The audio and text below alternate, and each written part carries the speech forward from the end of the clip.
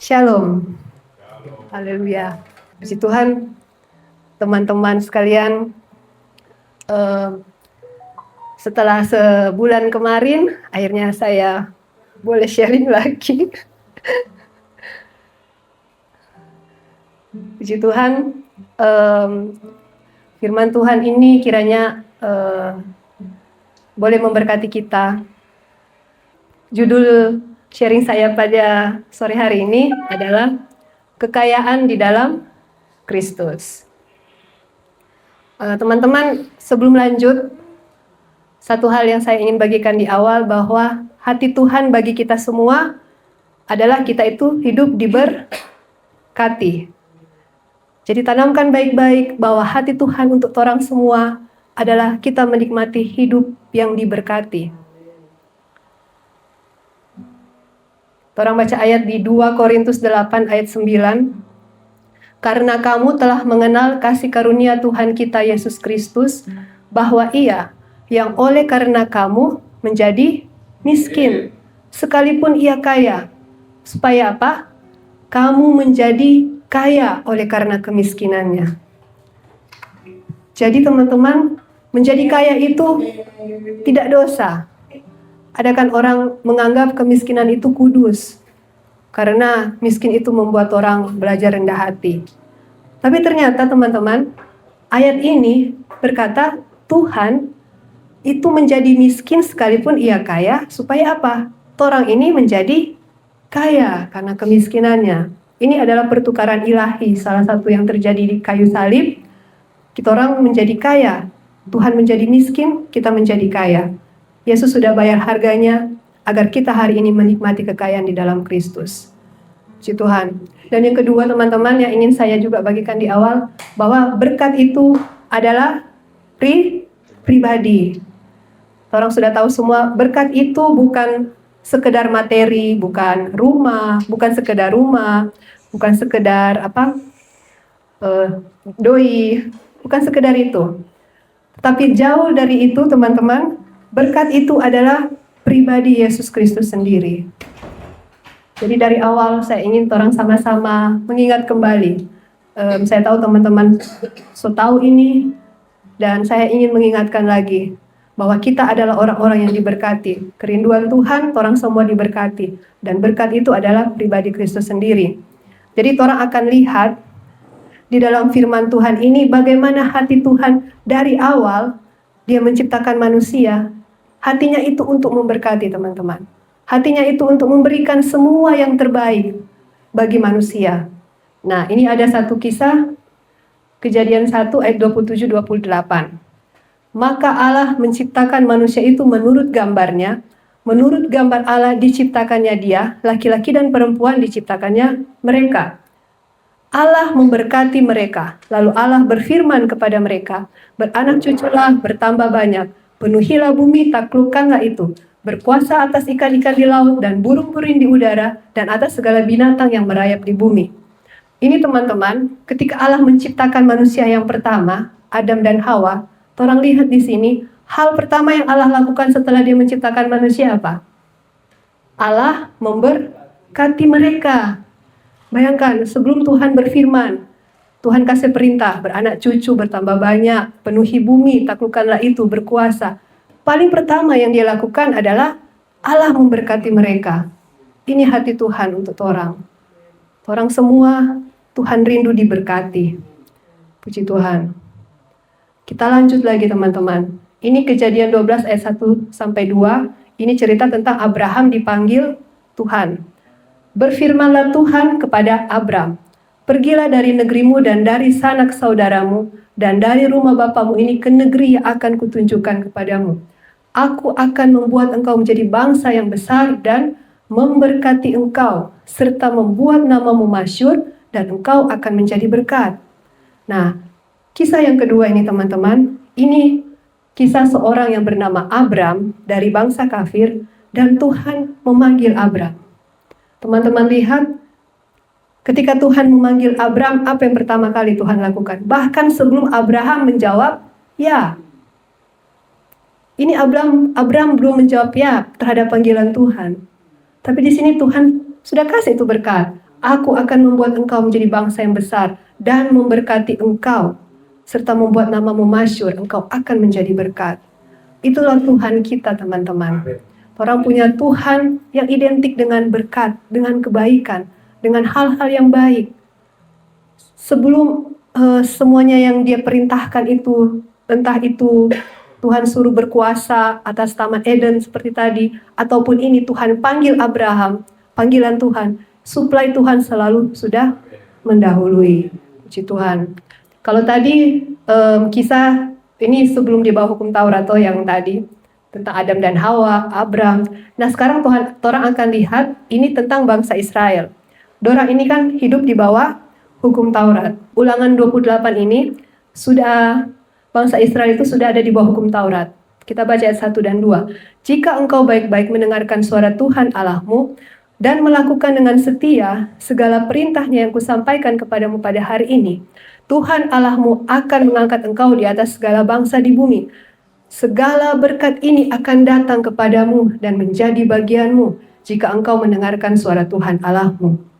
Kalau orang dengar tentang bangsa Israel, di bawah hukum Taurat. Artinya apa? Dorang diberkati dengan perbuatan. Dorang harus berbuat baik dulu, baru mereka diberkati. Itu pun teman-teman, di bawah hukum Taurat pun kalau orang baca di ayat ini, hati Tuhan tetap rindu memberkati bangsa Israel. Orang berpikir, kalau di bawah hukum Taurat, kayaknya Tuhan itu dapat lihat Tuhan yang murka, bukan Tuhan yang baik. Tapi ternyata, di bawah hukum Taurat pun, Tuhan PHT itu tetap untuk memberkati. Kalau teman-teman mau baca, ini ulangan 28 ayat 1 sampai 14 kalau tidak salah, itu semua tentang berkat-berkat yang sangat-sangat praktikal dalam orang kehidupan setiap hari. Ada penyediaan Tuhan di sana, ada perlindungan Tuhan di sana, ada promosi Tuhan di sana. Ada banyak hal yang berkat Tuhan itu ketika saya baca ini ulangan 28, ternyata berkat Tuhan itu sangat detail. Sangat-sangat spesifik, teman-teman. Orang mungkin merasa, kayaknya kita kebutuhan ini agak susah mau terjawab. Rupa terlalu besar kah, terlalu mustahil. Tetapi teman-teman, bagi Tuhan itu tidak mustahil. Ketika orang baca ulangan 28 ini, sampai hal-hal yang kecil, Tuhan perhatikan. Dan saya percaya itu memberkati kita. Bagaimana kita punya Tuhan yang sangat-sangat bertanggung jawab dalam kehidupan kita. Setelah orang baca ini yang di bawah perjanjian lama, kita maju. Nah, sekarang bagaimana dengan orang yang ada di perjanjian baru? Orang sekarang semua di sini adalah orang-orang yang percaya Yesus, yang sudah mempercayai karya salib Kristus. Ini yang Rasul Paulus tulis, teman-teman. Efesus 1 ayat 3. Terpujilah Allah dan Bapa Tuhan kita Yesus Kristus, yang dalam Kristus telah mengaruniakan kepada kita segala berkat rohani di dalam surga. Nah, ternyata untuk orang yang di bawah perjanjian baru ini, berkat itu sudah dikaruniakan. Berkat Tuhan itu sudah diberikan. Yang saya kasih tanda merah di sini, telah mengaruniakan kepada kita segala berkat rohani di dalam surga. Jadi teman-teman, posisi kita orang percaya Yesus, kita harus sadar bahwa kita adalah orang-orang yang sudah diberkati. Orang sudah diberkati. Katakan sama-sama, orang sudah diberkati. Amin. Haleluya. Sebelum lanjut, ada yang menarik waktu saya belajar kemarin, teman-teman. Kalau yang di atas kan Efesus 1 ayat 3 terjemahan baru. Nah, ada yang di versi Amplified Classic. Dia begini, terpujilah, di dalam kurung itu ada pujian yang tinggi, pujian yang mulia, Allah dan Bapa kita, Yesus Kristus, Mesias, yang telah memberkati kita dalam Kristus dengan segala berkat rohani yang diberikan oleh Roh Kudus di alam surgawi. Ada yang menarik, teman-teman, dari terjemahan ini. Kalau orang perhatikan, di sini teman-teman, pribadi Allah Tritunggal itu hadir. Dan ini jarang terjadi. Kalau teman-teman mau baca Alkitab, jarang sekali terjadi. di satu ayat itu atau di satu momen itu, terus ada pribadi Allah Tritunggal itu tiga-tiga ada di situ. Di sini kan orang lihat tuh, terpujilah Allah dan Bapa, itu Allah Bapa, Tuhan kita, Yesus Kristus, Allah Anak, Mesias, yang telah memberkati kita dalam Kristus dengan segala berkat rohani yang diberikan oleh Roh Kudus. Ini teman-teman, ada satu kejadian yang sama, pribadi Allah Tritunggal hadir itu waktu kapan? Yesus dibaptis. Yesus dibaptis Matius 3 ayat 16 sampai 17. Di situ kan langit terbuka, kemudian ada suara dari surga, inilah anakku yang kukasihi. Di situ siapa? Allah Bapa yang berfirman. Inilah anakku yang kukasihi, kepadanya lah aku berkenan. Kepada Yesus yang ada di Sungai Yordan, Allah Anak. Kemudian apa? Langit terbuka, turunlah burung merpati. Roh Kudus seperti burung merpati. Allah Tritunggal hadir. Artinya apa? Allah serius mengasihi kita. Di kejadian waktu Yesus dibaptis di Sungai Yordan. Allah Tritunggal hadir teman-teman. Menyatakan Allah sangat-sangat serius mengasihi kita. Sungai Yordan itu kalau teman-teman belajar sejarah atau apa itu, dia adalah tempat yang paling rendah di bumi ini. Tempat paling rendah itu di Sungai Yordan. Kenapa Yesus harus dibaptis di Sungai Yordan, teman-teman? Ada banyak sungai-sungai yang lain. Karena Yesus ingin bilang, bahkan di tempat yang paling bawah, di titik yang paling terendah dalam torang hidup, entah orang mengalami kegagalan, keputusasaan mungkin, orang rasa kehancuran, di situ Tuhan tetap mengasihi kita dengan sempurna. Allah Tritunggal hadir di Sungai Yordan hanya untuk bilang, inilah anakku yang kukasihi dan aku berkenan kepadanya. Sama teman-teman, kejadian di Sungai Yordan, di sini juga Allah Tritunggal hadir. Artinya apa? Tuhan serius memberkati kita. Orang katakan sama-sama dulu, Tuhan serius memberkati kita. Amin. Tuhan serius memberkati kita, teman-teman. Tidak peduli apapun latar belakang kita, ketika kita menjadi ciptaan baru, kita ada di dalam Kristus, Tuhan serius memberkati kita. Orang balik dulu di terjemahan baru di sini.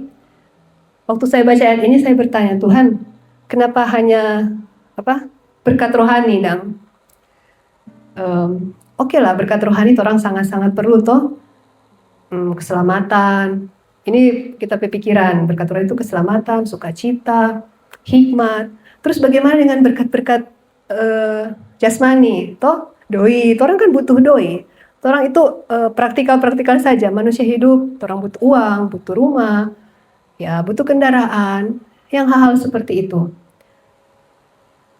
Kenapa yang diberikan kepada kita adalah segala berkat rohani?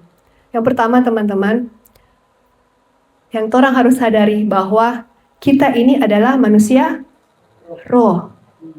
Karena kita adalah manusia roh, makanya yang diberikan kepada kita adalah segala berkat rohani. Orang simpan dulu itu di dalam orang pikiran. Kita ini adalah manusia roh. Jadi ketika seseorang itu tidak percaya Yesus, dia roh mati. Nah, suatu saat dia dengar kabar baik, dia percaya Yesus, dia rohnya menjadi hidup karena apa? Roh Kristus itu menjadi satu dengan roh. Orang semua di sini kan, roh kita semua itu sudah menjadi satu dengan roh Kristus. Makanya kita bisa terhubung dengan Tuhan.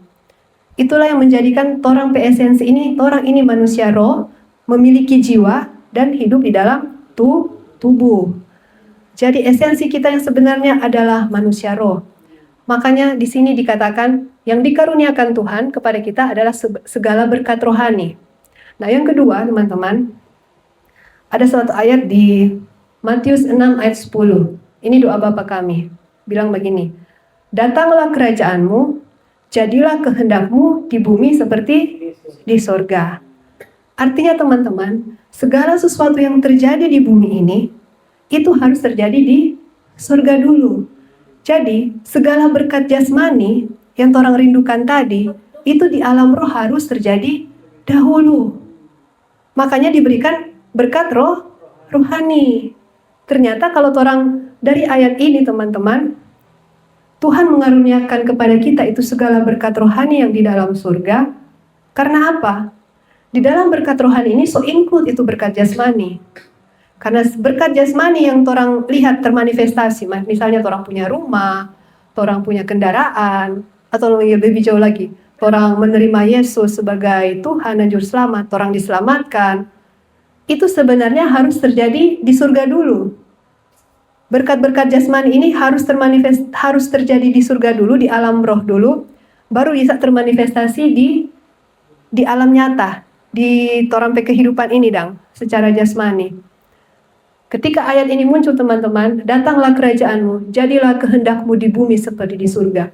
Ketika kita sudah diberkati dengan segala berkat rohani, otomatis torampe berkat di bumi itu tinggal mengikuti. Ini DP pola Tuhan bekerja seperti ini.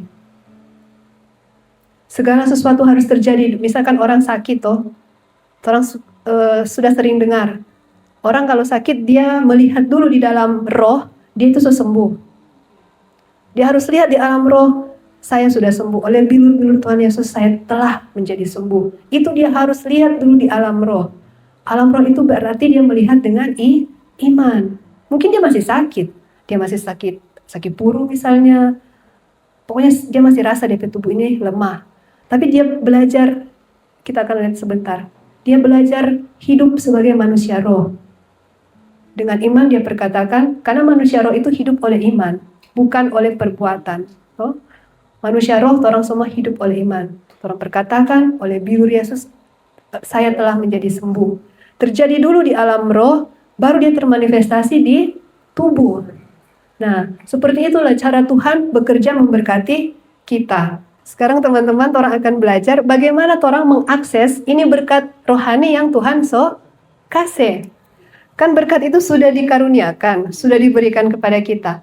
Tetapi bagaimana orang bisa mengakses, supaya orang bisa menikmati. Itu berkat termanifestasi. Yang pertama teman-teman, orang kesadaran akan posisi kita di dalam Kristus. Ini satu pasal semua kalau teman-teman mau baca tadi, Efesus 1 ayat 3. Kemudian setelah cara mengaksesnya ada di Efesus 1 ayat 20. Di sini saya taruh 2 ayat, Efesus 1 ayat 20 dan Efesus 2 ayat 6. Ini bagaimana orang mengakses itu segala berkat rohani. Orang harus hidup dengan kesadaran akan posisi kita di dalam Kristus. Itu apa? Seperti apa? Orang lihat ayat 20 dulu. Yang dikerjakannya di dalam Kristus, jadi dikerjakannya di sini dikerjakan Allah di dalam Kristus dengan membangkitkan Kristus dari antara orang mati dan mendudukkan Kristus di sebelah kanan Allah di surga. Nah, sekarang Efesus 2 ayat 6. Dan di dalam Kristus Allah telah membangkitkan siapa? Kita juga. Dan memberikan tempat bersama-sama dengan Kristus dia di surga. Jadi kita mati bersama Yesus. Orang disalibkan bersama Yesus. Amin. Ketika orang lihat Yesus disalib, oh itu Sandi yang disalib. Manusia lama, Sandi sudah disalibkan. Ketika Yesus mati, saya ikut mati. Ketika Yesus bangkit, firman Tuhan bilang, kita juga bangkit teman-teman. Orang ini bangkit. Ayat ini bukan nanti ketika orang meninggal, bukan. Ayat ini berlaku saat kita percaya Yesus. Saat ini, detik kita percaya Yesus, ini yang terjadi. Kita disalibkan, kita mati, dan kita bangkit. Allah membangkitkan kita dari antara orang mati. Jadi sama, apa yang dialami Yesus, itu yang dialami orang. Habis dibangkitkan, dia mendudukkan, jadi Allah mendudukkan Kristus di sebelah kanannya di surga. Sama juga, setelah ia telah membangkitkan kita juga, dan memberikan tempat bersama-sama dengan Kristus di surga. Nah, ini salah satu kuncinya teman-teman. Kita bisa mengakses segala berkat rohani yang ada di Efesus 1 ayat 3 sampai berapa itu? 13 atau 14. Ini orang harus menyadari, hidup dengan kesadaran siapa kita di dalam Kristus. Bagaimana posisi kita di dalam Kristus. Ternyata posisi kita itu ada di atas, di dalam Kristus, duduk di sebelah kanan Kristus. Orang posisi ini, ayat 21. Jauh lebih tinggi dari segala pemerintah, penguasa, kekuasaan, kerajaan, dan tiap-tiap nama yang dapat disebut, bukan hanya di dunia ini saja, melainkan juga di dunia yang akan datang. Orang hidup dengan kesadaran bahwa kita di posisi ini ada di atas, jauh lebih tinggi. Kalau versi bahasa Inggris bilang far above, jauh lebih tinggi dari segala pemerintah dan penguasa dan kekuasaan. Ini pemerintah, penguasa, kekuasaan kerajaan ini teman-teman, itu berbicara tentang kuasa jahat yang ada di dunia ini. Bisa berupa penyakit, bisa berupa bencana, bisa berupa apa? Kekurangan, kecelakaan, pokoknya hal-hal jahat. Ini pemerintah, penguasa, kekuasaan, ini kerajaan, dia ingin menghancurkan kita. Dan posisi kita teman-teman, ketika kita hidup dalam kesadaran, kita ini ada bersama-sama dengan Kristus di sorga, jauh lebih tinggi. Berarti segala kuasa ini takluk. Di ayat selanjutnya teman-teman, saya nak taruh di slide. Jadi ini ayat 21, di Efesus 1 ayat 22 bilang begini, dan segala sesuatu telah diletakkannya di bawah kaki Kristus. Jadi segala segala bentuk kekuasaan yang ada di dunia ini sudah diletakkan Allah di bawah kaki Kristus. Sama juga, sudah diletakkan Allah di bawah kaki kita, kaki torang semua. Ketika orang hidup dengan kesadaran seperti ini, teman-teman, maka orang bisa menikmati itu segala berkat rohani yang Tuhan sudah berikan tadi. Itu DP cara untuk orang termanifestasi dalam orang kehidupan setiap hari. Nah ini teman-teman sering dengar dari Joseph Prince yang diberikan tanda kuning saja. Because as he is, so are we in this world. Jadi, sama seperti Kristus di surga, jauh melebihi segala pemerintah, penguasa, dan kekuasaan ini. Begitu juga kita di dalam dunia ini. Secara bahasa Inggris ini dia present tense, teman-teman. Jadi ini berlaku sekarang. Orang baca besok, berlaku juga besok. Jadi ini bukan berlaku kemarin dan tidak berlaku hari ini. Tidak. Setiap hari ternyata, sebagaimana Kristus di dalam surga itu jauh melebihi segala kuasa jahat yang ada di dalam dunia ini, begitu juga kita dalam dunia ini. Orang masih hidup di dalam dunia secara daging, tetapi manusia roh kita, ingat baik-baik di awal orang ini adalah manusia roh. Manusia roh kita itu bersama-sama dengan Kristus di surga, teman-teman. Jadi orang itu di surga bukan nanti, saat ini. Karena orang percaya Yesus, detik ini juga manusia rohani kita itu sudah bersama-sama dengan Dia di surga. Makanya kita bisa mengakses segala berkat rohani di dalam surga. Karena orang ada di sana. Oke, sekarang yang menjadi masalahnya, teman-teman, setiap hari, karena orang masih hidup di dalam daging, kita selalu diperhadapkan pada pilihan. Orang akan hidup dari posisi kita yang di dalam Kristus tadi, di surga, atau orang akan hidup dari posisi kita di dunia ini, sebagai manusia kedagingan, manusia jasmani. Dan ini merupakan pergumulan banyak orang percaya. Saya juga pribadi bergumul dengan ini. Misalkan orang sakit, di alam roh, saya percaya oleh bilur Yesus saya telah menjadi sembuh. Tapi secara daging saya masih merasakan sakit, sakit kepala, sakit perut. Saya memilih, Tuhan memberikan saya pilihan. Apakah kamu hidup dengan apa yang kamu rasakan, hidup dari manusia dagingmu, atau hidup dari apa yang manusia rohmu sudah terima. Bahwa oleh biru-biru Yesus kamu telah menjadi sembuh. Itu pilihan. Setiap hari, setiap saat. Ini hanya contoh kalau sakit. Teman-teman mungkin bisa menerjemahkan ke dalam orang kehidupan masing-masing. Apa kira-kira? Itulah sebabnya teman-teman, mengapa penting sekali kita setiap hari kita baca firman, kita berdoa, kita bersekutu. Kuncinya apa? Untuk menghidupkan orang kesadaran akan posisi kita yang sesungguhnya ini. Sebagaimana Kristus di surga, begitu juga kita dalam dunia ini. Supaya ketika kita menghadapi situasi, masalah, yang seperti tadi, orang pilihan itu bisa benar dong. Oh, kita ini manusia roh. Kita bisa memilih untuk hidup dari posisi kita yang ada di dalam Kristus, bersama-sama dengan Kristus. Itu kunci untuk orang menang. Kenapa banyak orang percaya itu kalah? Karena orang hidup dengan apa yang orang lihat, apa yang orang rasa. Sementara yang Tuhan mau, orang hidup oleh percaya. Pasti teman-teman so banyak alami ini. Saya percaya teman-teman orang sama so punya banyak pengalaman bahwa apa yang orang percayai itu terjadi, teman-teman. Ada banyak orang masih dalam proses, nggak apa-apa. Orang dengan Tuhan itu perjalanan, orang menikmati, orang perjalanan, orang journey dengan Tuhan.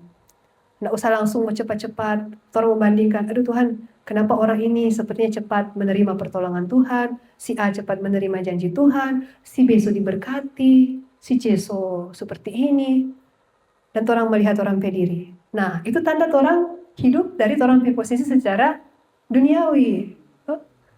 Tapi ketika orang menyadari, oh enggak, kita ini sudah ada di dalam Kristus.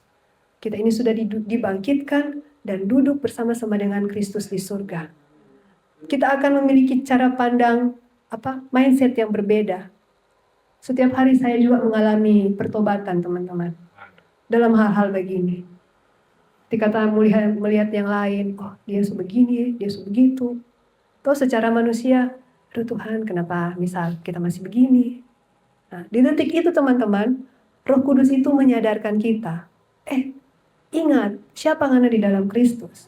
Posisimu di dalam Kristus itu di mana? Engkau ada bersama-sama dengan Kristus di dalam surga. Ketika orang sadar, orang pikiran itu metanoia, dang. Detik itu juga itu damai sejahtera turun, teman-teman. Damai sejahtera dulu termanifestasi. Kalau itu damai sejahtera termanifestasi, yang lain itu pasti mengikuti. Karena ketika damai sejahtera itu turun, teman-teman, itu kekhawatiran, kecemasan, itu kayak sirna. Pak Andi bahasa memang mantap. Itu kuncinya, teman-teman. Bagaimana Pak Andi dan Mbak Ani kan sebanyak sekali pengalaman. Saya banyak belajar, jawab cerita, aduh luar biasa. Membesarkan 3 anak itu tidak mudah.